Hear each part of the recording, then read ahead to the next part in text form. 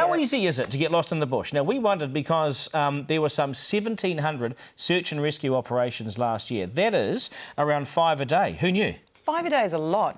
144 of those people were rescued, but almost as many, 135, weren't so lucky. So, what do you need to do if you do get lost?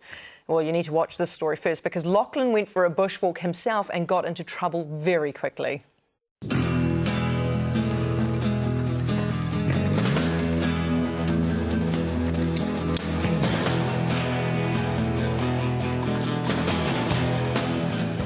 All right, let's do this thing then. For a story about getting lost, it was a perfect start.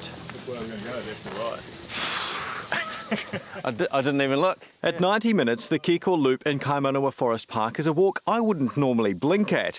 But according to Matt Gibson from the Mountain Safety Council, it's a walk that could easily go wrong.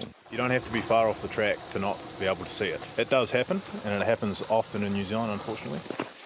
Matt is here to keep me safe in the event of any stupid decisions or oversights. And I've already ignored most of the basics.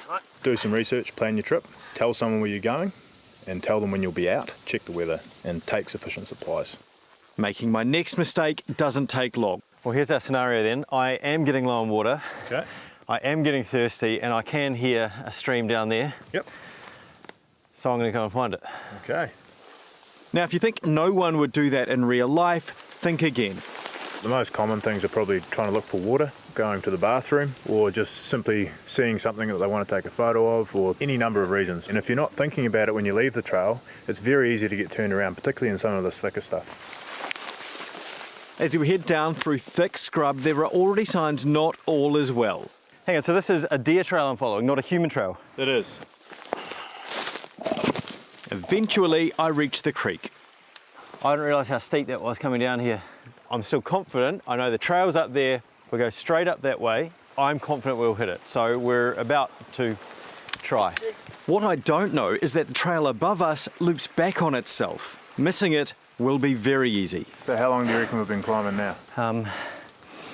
About 10 minutes. 10 minutes. It's actually closer to 25. And my confidence is about to plummet. After climbing that hill, I've got to this flat point I definitely didn't pass on the way down. I've now got slopes on both sides of me. There's no trail though. Take us to the track. That way. Okay. Would I be right? 100% no. You got distracted for 2 minutes. Because I'm looking at that thinking that's the downhill. I don't even know where the other downhill is. I have no confidence. I have a hunch, but no confidence. My sense of direction is utterly gone. Is that north? You're just guessing now. I don't even know what ways the sun's going. Do you know where you are right now? No.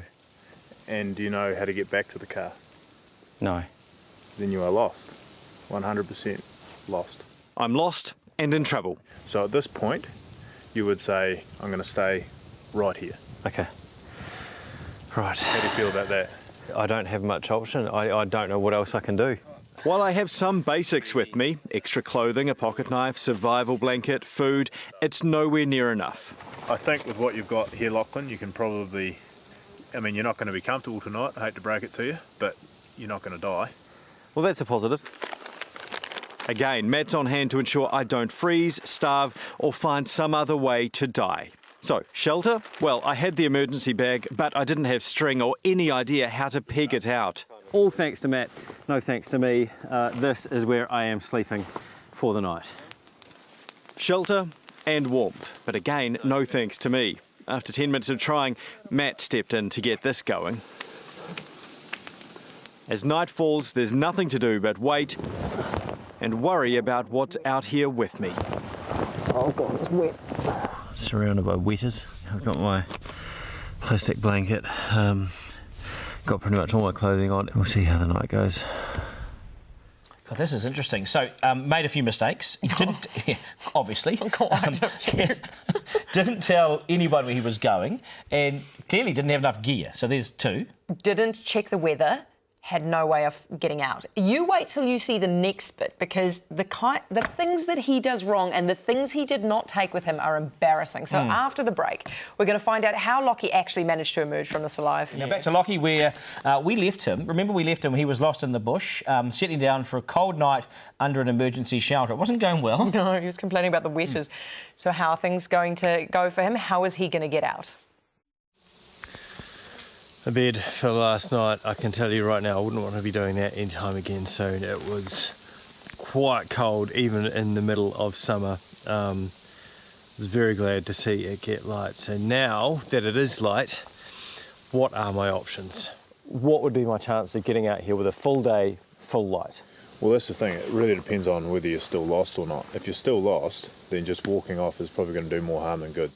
Again, Matt's made allowances for my inexperience. This is a PLB, personal locator beacon. So that is going to be the difference between being found and potentially being lost for another night in the bush. Exactly. So this thing here, you turn them on, switch them on, leave them on, don't turn them off. It takes a wee while for them to put a point on a map where you are, and then they'll send the cavalry, and hopefully they won't be too far away. Meet Taupō Land Search and Rescue. That's a training PLB we've activated, and we've arranged to be one of their exercises. And they're zeroing in on our position pretty quickly. Roger. There are some simple ways to make their search easier. The best thing to do is stop and look for cover and look for shelter, look for warmth. And you can look for linear feature and get close to that, because we're going to walk along ridges or along creek lines looking for you. But best thing is just to stop and find shelter. A ridgeline, that's where I am now, and what I need to do is wait, not wander. Right, we've just heard a whistle, so it sounds like our search party is pretty nearby. In fact, just over an hour after they've set off... Oh, I can see them. Oh, now that's a sight for sore eyes. You're the lost party, are you? What's your name? rescued. How far away was I? Maximum of 2 kilometres, maximum, probably a bit less. 2 k's, but in bush like this, even a few metres is enough. If I hadn't had a PLB, what's the time frame we're looking at? Depends on whether you were responsive. If you were responsive, we probably could have done it in 24 hours or so, or a bit less than that. But if you weren't responsive, then a very long time. We'd be tracking you by foot and looking for sign on the ground and maybe dogs. And that's even assuming that you knew I was in that forest? That's correct. If we don't know you're here, then you've got very little chance. So PLB makes a heaps difference. So if you're heading into the bush, even for a short walk or run, do not follow in my footsteps.